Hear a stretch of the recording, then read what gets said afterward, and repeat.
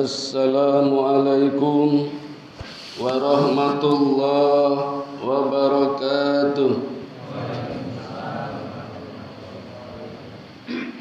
Sayyidatus Sa'adah Zummala'il A'izzah Kubailal Bidayah Hayya bina nahmaduhu wa nasta'inuhu subhanahu wa ta'ala hamdan bila ghayah wa madhan bila nihayah. Ashhadu an la ilaha illallah wahdahu la syarika lah wa ashhadu anna Muhammadan abduhu wa rasuluhu la nabiyya ba'dah. Jamaah salat subuh Masjid Al-Hikmah rahimakumullah. Pada tahun 1197 Masehi, jadi hampir 10 abad yang lalu, di kota Al-Maghribi, negara Maroko, hidup seorang wali bernama Syekh Abul Hasan Asy-Syadzili. Syekh ini setingkat dengan Syekh Abdul Qadir Ad-Jailani yang namanya sering disebut-sebut saat orang tahlilan atau yasinan. Bahkan Syekh Abul Hasan Asy-Syadzili ini mendapatkan gelar sebagai Al-Qutub, Al-Ghaud, dan Sultanan Aulia. 3 gelar sekaligus. Al-Qutub artinya poros kehidupan, Al-Ghaud artinya penolong, Sultanan Aulia artinya walinya wali. Jadi di bawah Rasulullah. Dan Bapak Ibu, Syekh Abul Hasan Asy-Syadzili ini namanya diabadikan sebagai wali yang senantiasa setiap tahun, setiap bulan Ramadan selalu mendapatkan dan berjumpa dengan malam Lailatul Qadar sejak akil balik sampai menjelang wafatnya. Jadi tidak ada salahnya kalau kita berupaya meniru apa yang beliau lakukan, daripada kita tidak punya upaya atau kita tidak tahu jalan. Ada contoh dari wali bagaimana mendapatkan malam Lailatul Qadar. Yang pertama dari waktunya, sesuai dengan gelarnya Al-Qutub, poros kehidupan, beliau punya rumus untuk menentukan kapan datangnya malam Lailatul Qadar, yaitu menggunakan rumus Allahul awwalu wal akhiru. Ini doa yang bisa kita baca setiap terlambat doa. Jadi makan dulu lupa, baru ingat belum berdoa. Doanya Allahumma wal awwalu wal akhiru. Kalau sebelum makan kan Allahumma barik lana fima razaqtana wa qina adzabannar. Setelah makan alhamdulillahilladzi at'amana wa saqona wa ja'alana muslimin. Kalau berbuka Allahumma lakasumtu dan seterusnya. Ini kalau lupa. Sudah makan 2 piring lupa belum berdoa. Allahumma wal awwalu wal akhiru. Ini rumus poros kehidupan. Tetapi menggunakan irama mundur. Jadi begini Bapak Ibu, kita mulai dari hari Ahad dulu. Karena kehidupan itu dimulai dari hari Ahad, bukan hari Senin. Ahad dari kata wahidun, setunggal, jadi Ahad. Isnaini 2 jadi Senin. Salasa 3 jadi Selasa. Arba'ah hari keempat jadi Rebo. Khamsa al-Khamis jadi Kamis. Yang sitatin jadi Jumatan. Sab'atun jadi Sabtu. Jadi mulai dari hari Ahad. Itu rumusnya begitu. Jadi kalau bulan Ramadan diawali dengan hari Ahad, maka malam Lailatul Qadar jatuhnya pada tanggal 29 Ramadan, malam 29. Ini irama mundur dengan rumus poros kehidupan 29.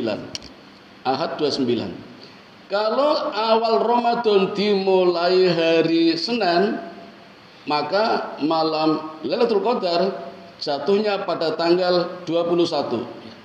Ini sesuai dengan hadis Nabi bahwa malam Lailatul Qadar jatuh pada malam ganjil antara 21 29.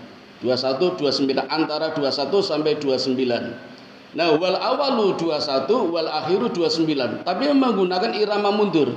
Jadi 29 dulu untuk hari Ahad, hari Senin 21. Kalau awal Ramadan datang hari Selasa, maka malam Lailatul Qadar tanggal berapa Bapak Ibu? 27. Kemudian kalau Rebo datang tanggal 19. Nah, sebentar nanti ada masalah ini 19. Kalau hari Kamis tanggal 25. Kalau Jumat tanggal 17. Dan kalau Sabtu tanggal 23. Maka tidak ada yang terlewatkan. Ini kalau menggunakan rumus poros kehidupan, menggunakan konsep wal awalu wal akhiru dengan irama mundur. Nah, tentu kita punya persoalan kalau tidak salah kita mulai Ramadan kemarin hari Rabu. Betul Bapak Ibu? Berarti malam Lailatul Qadar jatuh pada tanggal 19. 19 ya, 19 Ramadan udah lewat. Tinggal satu harapan kita Bapak Ibu bahwa malam Lailatul Qadar bisa saja tidak secara langsung kita temui tapi kita rasakan. Maka harapannya seperti kita mendapatkan transfer uang yang tidak pernah kita lihat rekeningnya, begitu dibuka, jreng, dapat kiriman rekening, transferan dana. Seperti itu gambarannya. Satu. Kalau kita keluar dari konsep hadisnya Nabi, tanggal 19 kan di luar. Kita perlu tahu Bapak Ibu bahwa perhitungan hari kita dengan harinya Allah berbeda. Kita menggunakan rumus bumi berputar pada porosnya dan mengitari matahari, maka dalam satu tahun ada 360 hari. Dan itu rumus yang berlaku sejak di masa Nabi Idris alaihi salatu wassalam. Karena beliaulah yang menciptakan rumus ini. Tapi rumusnya Allah beda. Allah membuat rumus sejak Quran diturunkan dari Lauhil Mahfuz ke langit dunia, yaitu tanggal 17 Ramadan. Nah, maka kalau pakai rumus ini kita bisa dapat malam Lailatul Qadar keluar dari hadis ini, yaitu tanggal 17, tanggal 19.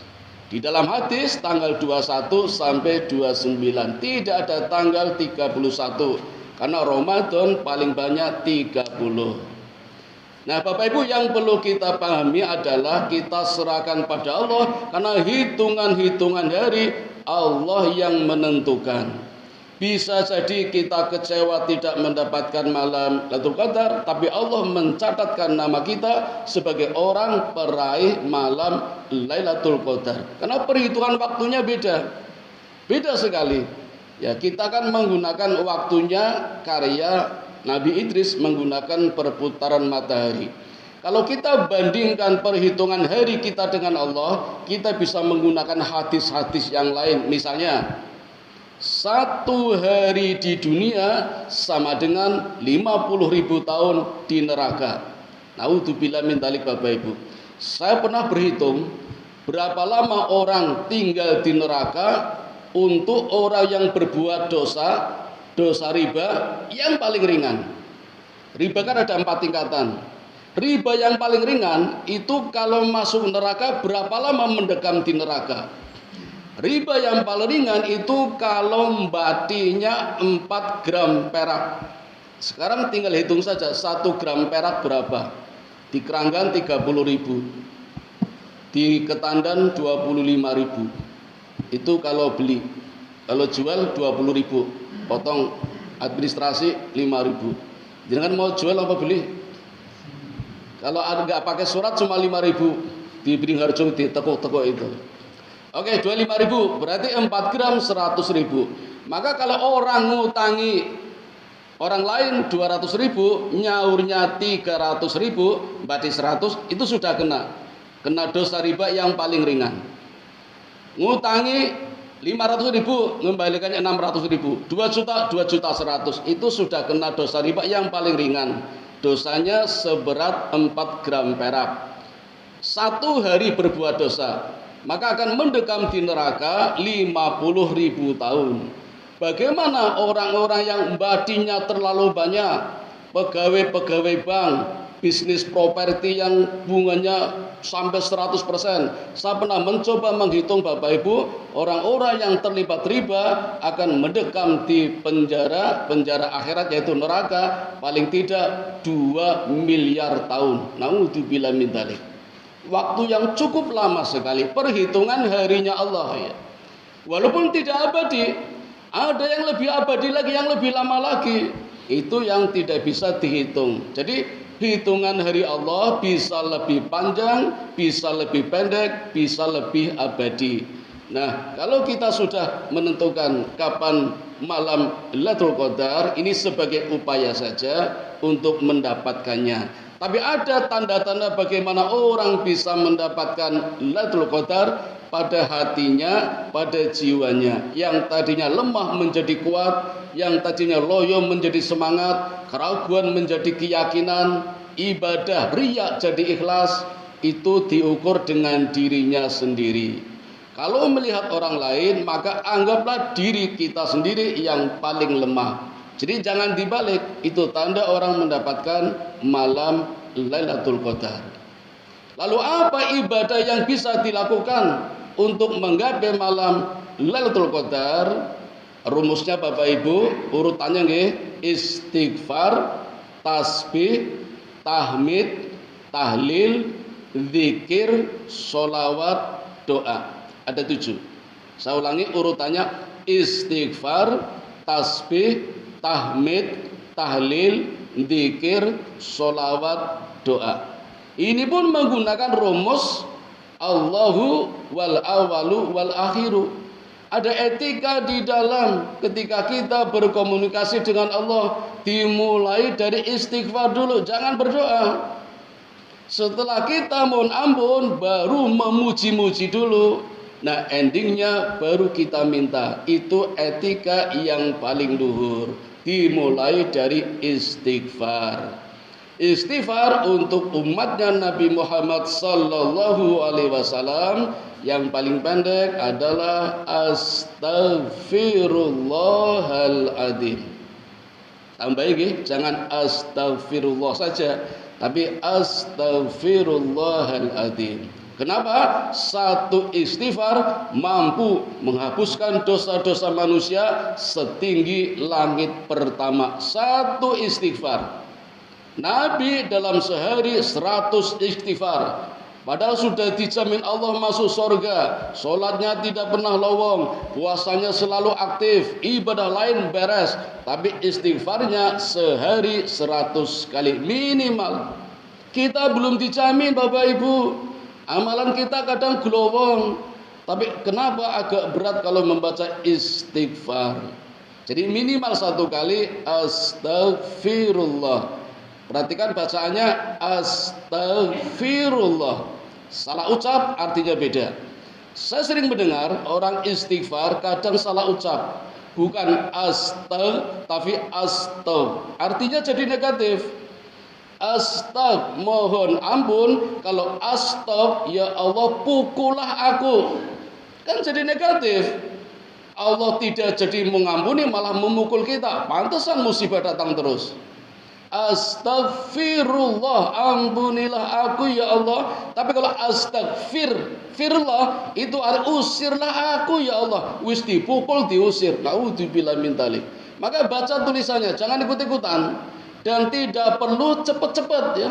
Kita nikmati malam yang indah, yang nyaman, tentram, dengan bacaan-bacaan istighfar yang indah juga. Astagfirullahaladzim. Mumpung sendiri kan tidak bareng-bareng. Kalau bareng-bareng kan nanti cepet-cepetan, kayak tahlilan cepet-cepetan itu. Cepet-cepetan, pengen cepet rampung. Pelan-pelan saja, dinikmati betul. Itu kalau mau menggunakan istighfarnya Nabi kita Muhammad. Boleh menggunakan istighfarnya Nabi lain. Misalnya Nabi Yunus, la ilaha illa anta subhanaka inni kuntu minal dzalimin. Ini juga mujarab, dan istighfar ini direkomendasikan oleh Nabi untuk kita. Dengan istighfar ini Allah keluarkan Nabi Yunus dari 3 kegelapan. Kegelapan hatinya, kegelapan di dalam ikan, dan kegelapan di dalamnya lautan. 40 hari Bapak Ibu, Nabi Yunus di dalam kuburan ikan nun mengarungi 7 samudra dalam waktu 40 hari. Istighfarnya Nabi Yunus. Atau kita juga bisa menggunakan istighfarnya Nabi Adam. Rabbana ya Rabbana, Rabbana dolamna anfusana wa ilam taghfir lana wa tarhamna lanakunanna minal khasirin. Istighfarnya Nabi Adam. Ketika Adam dipaksa turun ke dunia, sehari-harinya, setiap saat sambil menangis selalu istighfar. Baru 500 tahun dipertemukan kembali dengan istrinya. Coba Bapak Ibu, hanya 1 kesalahan, dan itu tidak disengaja. Pernah dialog ketika Nabi Mi'raj bertemu dengan Nabi Musa, sedang berdialog dengan Nabi Adam. Musa menyalahkan Adam, ya Adam, gara-gara kamu kami semua diturunkan ke dunia. Adam menjawab, bukan salahku, itu memang skenario dari Allah. Kalau Allah nggak punya rencana, nggak mungkin kita tinggal di dunia. Maka Allah punya rencana dengan cara saya dibuat salah, itu kata Nabi Adam. Dengan salah yang tidak sengaja saja menyentuh buah khuldi, Allah menghukumnya diturunkan dari lembah kenikmatan ke lembah kedurhakaan, dan tidak tanggung-tanggung membutuhkan waktu 500 tahun untuk bertemu kembali dengan istrinya. Maka Bapak Ibu, pantaskah kita mendapatkan ampunan kalau kesalahan kita sehari saja mungkin sudah ratusan, tapi kita jarang membaca istighfar seperti yang dibaca oleh Nabi Adam. Maka sempatkanlah setiap sholat, walaupun 1 kali, atau di luar sholat sambil bersenandung, boleh-boleh saja membaca istighfarnya Nabi Adam.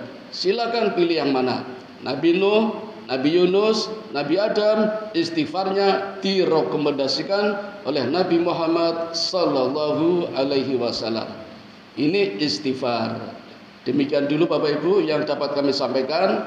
Kelanjutannya bisa dipahami sendiri, dicerna. Setelah istighfar adalah tasbih, kemudian tahmid, tahlil, zikir, sholawat, dan doa. Mari kita coba bersama-sama secara munfaradi, individu, ketika kita khususnya berada di masjid ketika iktikaf.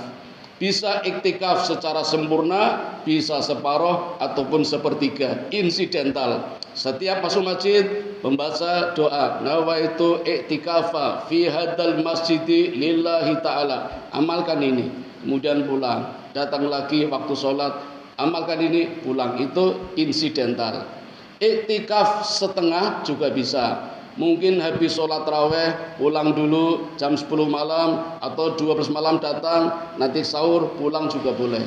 Kalau mau sempurna 10 hari terakhir full di dalam masjid. Makanya gimana? Nggak usah dipikir gampang. Silakan pilih cara yang mana. Mudah-mudahan Allah menerima segala amalan kita, terutama di bulan Ramadan. dan mempertemukan kembali di bulan Ramadan tahun depan dengan mendapatkan malam Lailatul Qadar seperti yang didapatkan oleh Syekh Abdul Hasan As-Sadili. Amin ya rabbal alamin. Mari kita tutup dengan doa kifaratul majlis.